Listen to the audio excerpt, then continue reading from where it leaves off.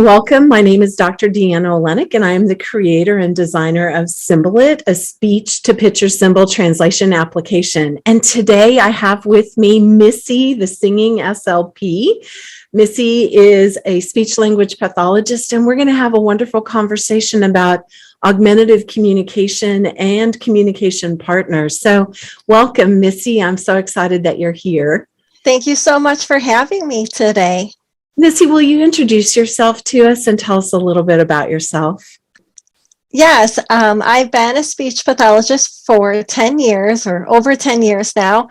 I primarily work in the early childhood age group. I work in a public school, and for the last couple of years, I've been doing primarily the self-contained classrooms, but I have done the blended and child find and those at-risk populations as well in our preschool program. We have a very large preschool program where I work, so there's a good amount of SLPs in my building, which is always nice to bounce ideas off of. Awesome. Missy, how'd you become the singing SLP? Well, like I said, there are plenty of SLPs in my building, and one thing that stood out from me versus the rest of them is I love to use songs. I grew up listening to Barney because I was the oldest one at the daycare that I attended, and songs have always been a part of my life. So I just got really tired of singing The Wheels on the Bus over and over and over again, trying to get joint attention and motor imitation and all of that. So I started making up my own songs that went along with the different nursery rhymes. So that's how I became the singing SLP. And that's good. Yeah. I love that. So I've been told I should sing so low that people can't hear me. Just saying. So I have a voice that's not meant to be a singing voice. So I admire that. That is awesome. So Missy, how did you come to be interested in or involved in augmentative and alternative communication? When I was in grad school, I was interested, and I did get one AAC course in grad school. And then right out the gate, when I became an SLP, I did have some of the self-contained kiddos on my caseload, and just learning and lots of on-the-job training and lots of investing in my own professional development on how I can learn how to service them better.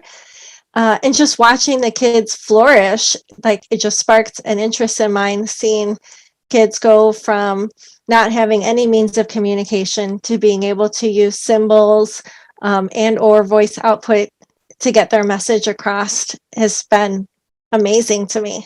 That's awesome. That is awesome. Well, that's my area of interest, and that was really related to even the development and creation of SymbolIt. And so I'm real excited to have a conversation with you today about augmentative and alternative communication. And I think one area that you and I have in common is that understanding and belief that we need to work through the teachers and the paraprofessionals and the parents and the other therapists. And so what do you think the parents and the teaching assistants and the teachers, what do they need to know when it comes to augmentative and alternative communication, or AAC?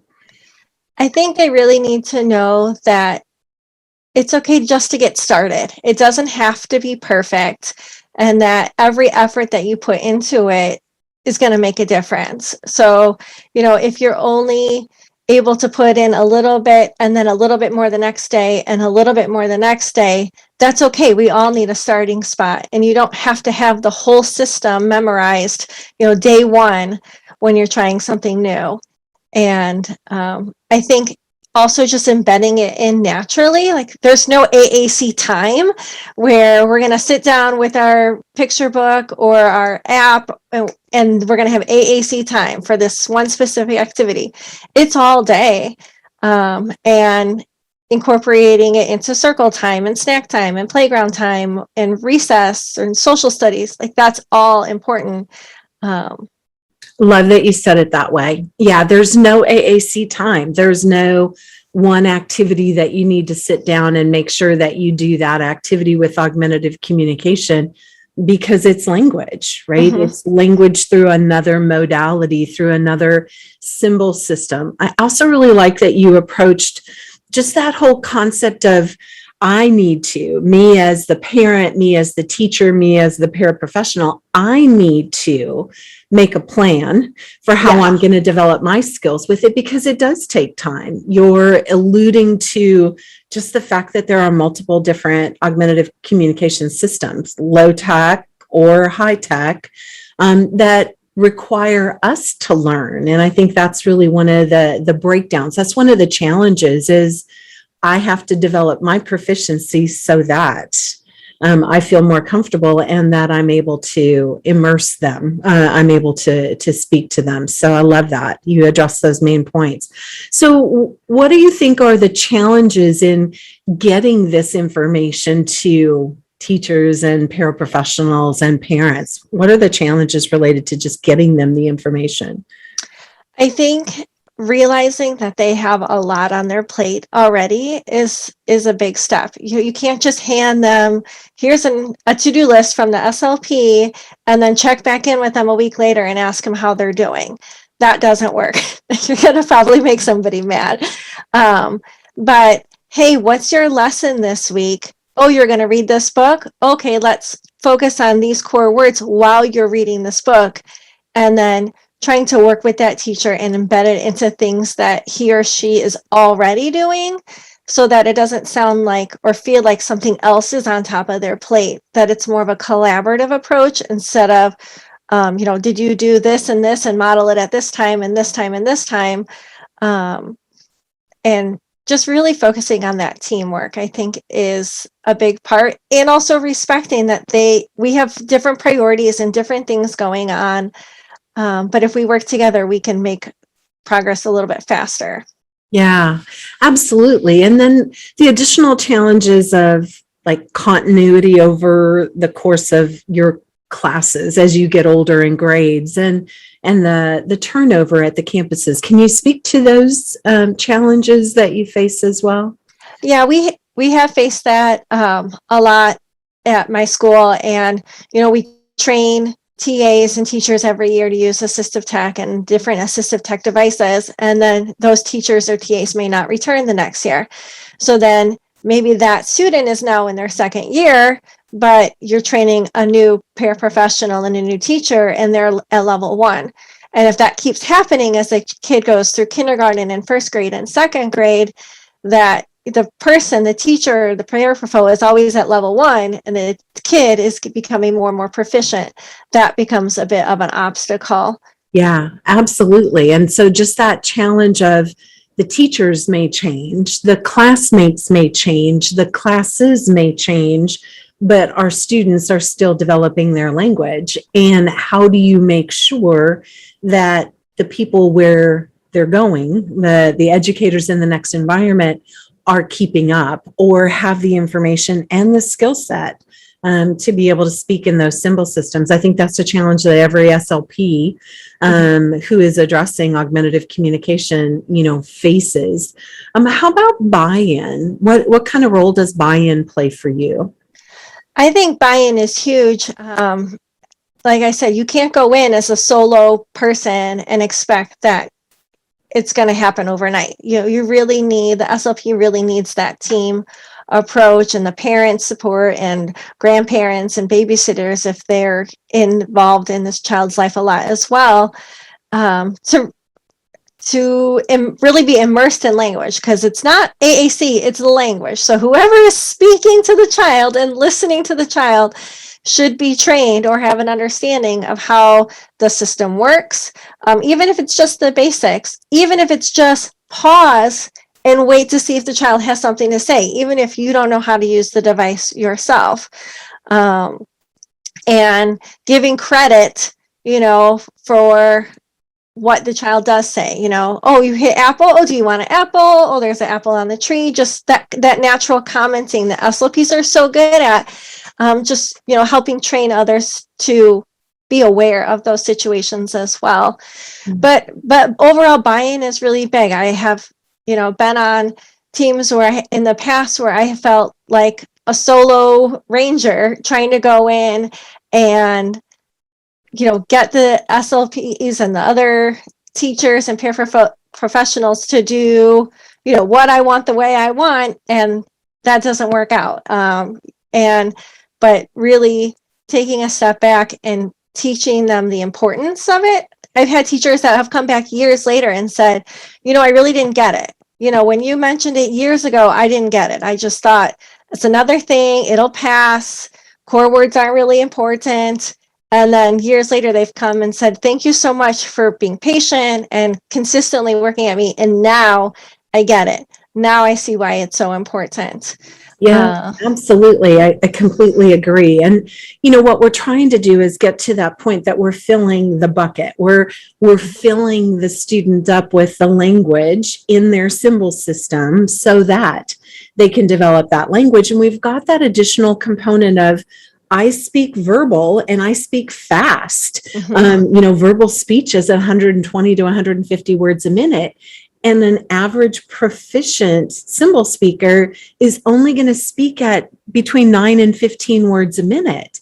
That's 10%. And so that timing, but I think one of the parts that we need to get is, even though I speak verbally fast and efficiently, when you put a speech generating device in my hands, I'm speaking at that 9 to 15 words a minute. And it gives me that understanding of my role, but it also gives an understanding that helps with that buy-in for the symbol speaker. What's it taking for them to be able to develop their language? And so, when the goal is to immerse, and I love that word, I love that you're using that word.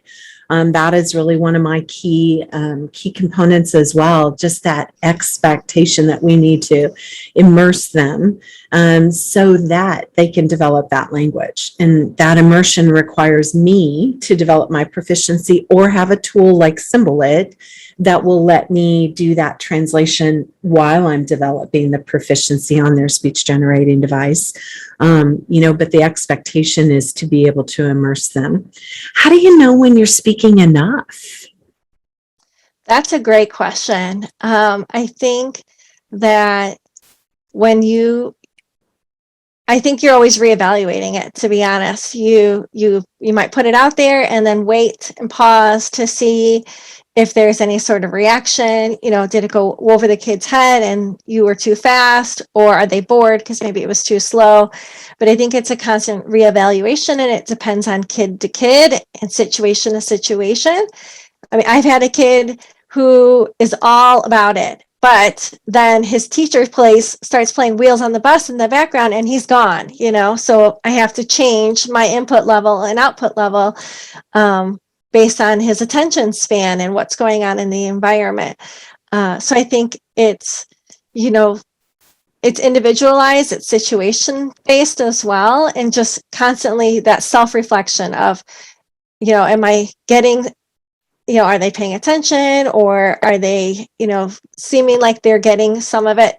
And also not being afraid too, if the child is next to you and you are doing all of the input and maybe they're not quite looking like they're paying attention and you're not quite sure, just keep going. Maybe slow it down a little bit, maybe hover over the icons, or, pointing at the symbols on the app a little bit slower, and keeping it near where they can see it. But you'd be surprised that, maybe next week or maybe in a month, they start using those words and you're like, wait, that was from a month ago. And I didn't necessarily directly teach them, but they're getting it. I love that you took it there again. And I know I say that a lot, but I truly do, because that message is so valuable. Continue to speak in the symbols. How long do we speak verbally before children develop their first word? We speak for about 12 months before they develop that first word expressively. And I think there's that misunderstanding that we slide them the augmentative communication system, the speech generating device, and Shazam. But you know what? It didn't work that way for you. It didn't work that way for an adult. So why would we expect it to work that way for someone who's still developing their language? And I think having realistic expectations ties in. I'd like to explore a concept you and I haven't talked about before, but that concept is of the SLP speaking in symbols when he or she goes into the classroom and providing that model for what that looks like, right? How would a teacher or a parent know what it looks like to speak in symbols unless we're doing it? And I know so many of my colleagues that that's not even a thought in their head to walk in talking on a speech generating device to the students. Hi, how are you today? What's going on? Oh my gosh, that's the coolest shirt I've ever seen, right? And developing our proficiency with the systems. And quite honestly, when I switch between systems, I stutter and stammer, right? That's just kind of normal when you're switching between expression modes. But what are your thoughts about just the power of speaking in symbols and utilizing the tools that we're asking the teachers and the parents to use as us being a model? What are your thoughts about that? I think that's so important. And I think that's so powerful for the child to see that you're using or even attempting to use their symbols. And I've come up with some creative solutions for that in the past, including like that football armband that you can wear, that the coaches wear. And I would stick some core words under it. So it was always on my wrist and ready to go, that I could flip it up and be like, let's go, or what do you want? I've had core boards around my lanyard, and we have core boards on backpack tags, so that they have an opportunity to speak on the bus if their iPad is in their backpack, which I always say don't put it in the backpack, but if it's in there, they still have a way to do it. Trying to make as much assistive tech available in the environment as possible, so that way, when you sit down, there's something there nearby that you can grab and you start using and modeling those symbols. But I think it is so powerful. Not every teacher has their own iPad that has their own app on it as well. So, trying to balance that, or having a low tech version, or just asking the child, hey, can I have a turn with your device, and making sure you ask for a turn and not just take it from them, so that you can go to that, those social words. Hi, how are you? It's good to see you. How was your weekend? Commenting about the weather if they're not at that question level yet. Just a lot of commenting even is just so important for that immersion that you were talking about. You've packed so much into the answer. I want to highlight a couple of points. No, I absolutely love that. Yeah. I absolutely love that. So when you're talking about core boards, you're really talking about making sure that you have that foundational vocabulary for all of the different meanings of communication, right? The vocabulary selection is really important. That can be a whole conversation. But you're also talking about low-tech communication boards and making those readily accessible, as well as having voice output on an iPad or on a tablet or on a speech generating device. And you're on the edge of a topic of mine, which is the dialects on the speech generating devices. I consider them to be dialects and not languages. It's expressing itself in English. Mm-hmm. So having app number 1 or number 2 or number 3, those are dialects of a spoken language. Those are not languages themselves. So even when I don't have the particular student's speech generating app on my personal iPad, I can still speak in picture symbols, which is the dialect of their visual system. So love that. You really packed a lot of that in. So your tools are low-tech communication boards. Your tools are voice output communication devices. And I'm going to add the tool to that of Symbolit, because it gives us still another way to be able to speak in those symbols. But you really hit on the point of a variety of different meanings for messages.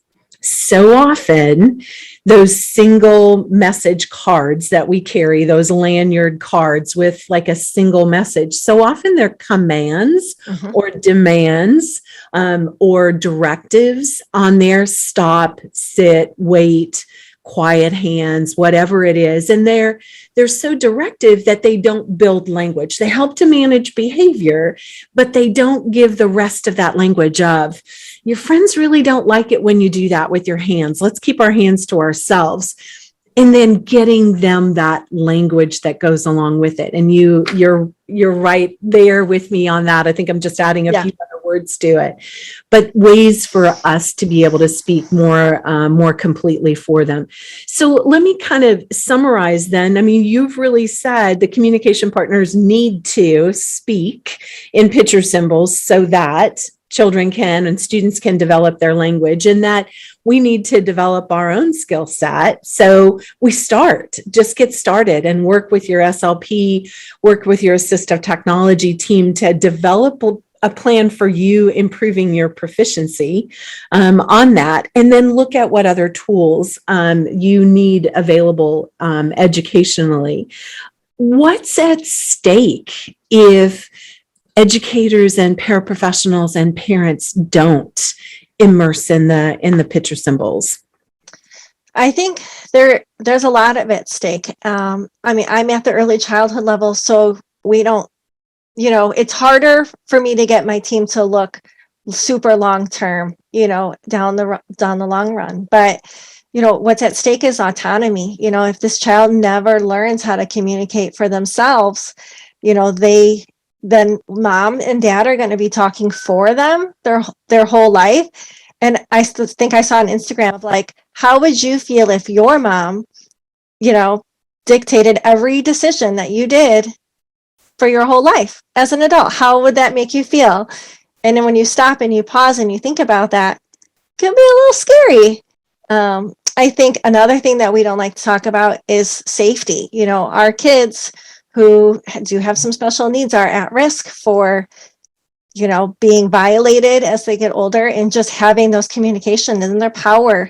And also just, they have something to say. Like the world wants to know what they have to say. And the only way they're going to be able to say it is if we help, get them to find a way or a mode for them to say it. Just because they don't have a system yet doesn't mean that they don't have anything to say. It's just we haven't given them access to tell the rest of the world yet. Yeah, absolutely. And you're talking about using that language for all of those safety reasons, Yes. For those autonomy reasons. And we need to develop that.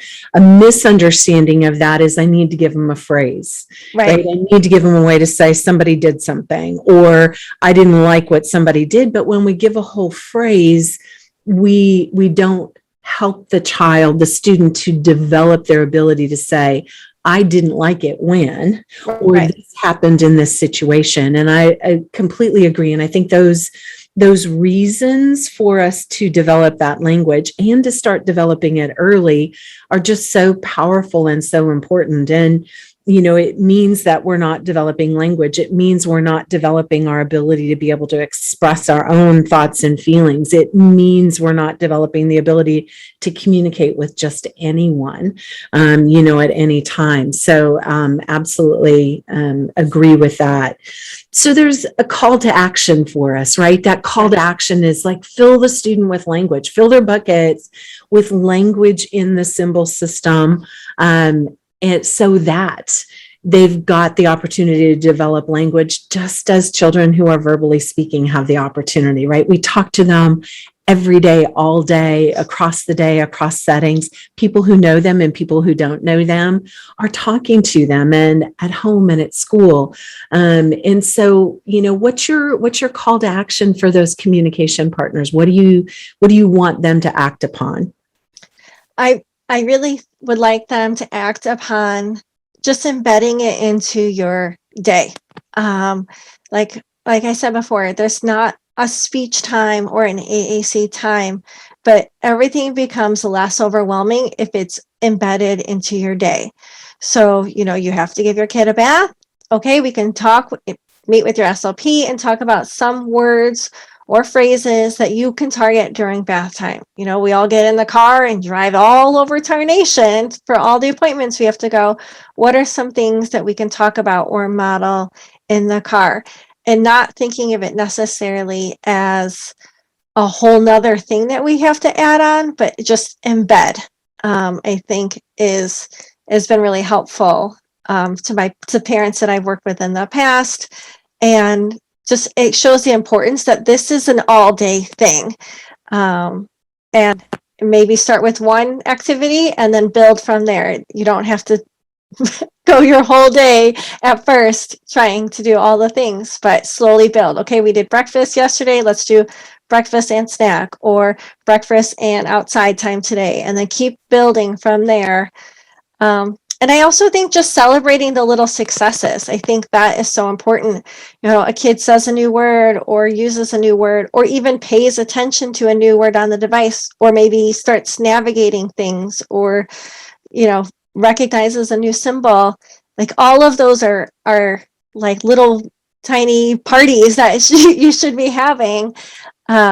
And I think that as an SLP, when we celebrate those with the parents, we get a lot more buy-in. When we celebrate them with the paraprofessionals and the teachers, that fuels the buy-in when we are excited about all the little mini steps, because that's what it is. It's little itty bitty tiny mini steps that will take us in the long run. Yeah, absolutely. And I think too about adding those like tools, and as you're sitting in bed, pardon me, I may make this crash as I grab it, but thinking about how do you carry it with you? You know, Right. I have a crossbody strap and I have the hand strap on the back of the system to be able to carry it with me and take it with me, and to be able to say that language, to have that language input. And a thought I had, and it's really going to be a question, but as the singing SLP, one of the areas that's super important to me is to have the melody of the speech. And I don't get that when I'm speaking on their speech generating device, because oftentimes I'm still talking to their device. But with Symbolite, I can have the melody and the inflection of my message that, you know, activates that right hemisphere of the brain, and it helps to carry the message and helps the hemispheres of the brain to communicate that language information. But oh my gosh, that's the coolest thing ever, right?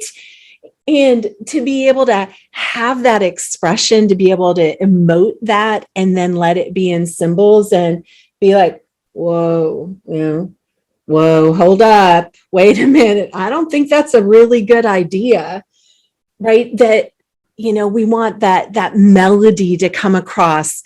What does that mean to you as the singing SLP? Just like considering our way to be able to symbol and maintain melody.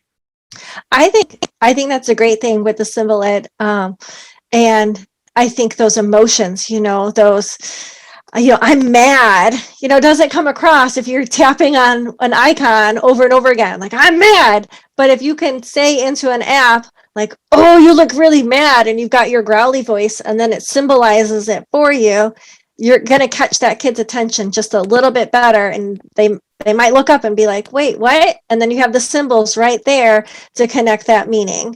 Or, oh, look, Johnny's really sad. And seeing that in the symbols and in the intonation that you're saying carries that message a lot more than just showing a sorry command card like we were talking about. Yeah.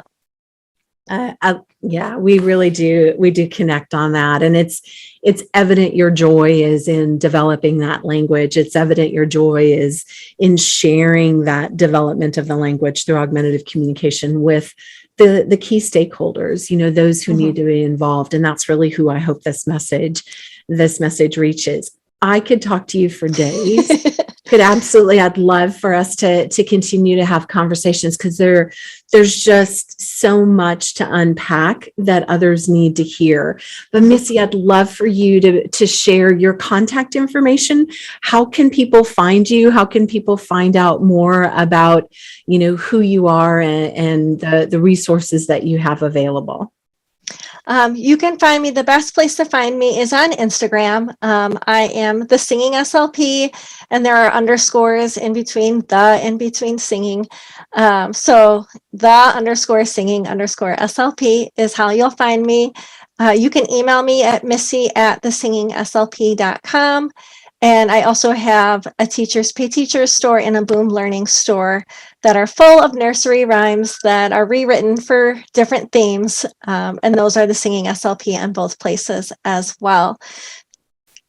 I love that. So, Missy, thank you. Thank you for joining us in this conversation to just really support the development of language and to help people to understand how Symbolit can play a role in that, with the end goal being fill the bucket with language and that language and symbols so that we can support the development of language no matter what age we start, and no matter what age of development or stage of development we're at. That goal is still to develop language. So I'm Dr. Deann O'Lenick. I appreciate you being with us and sharing in this wonderful conversation with Missy, the Singing SLP. And you can find out more about Symbolit at SymbolSpeak.co, or you can also find us at SymbolSpeak on all of the social medias. So thank you so much. And Missy, I just can't wait to have you on again for the next of many conversations.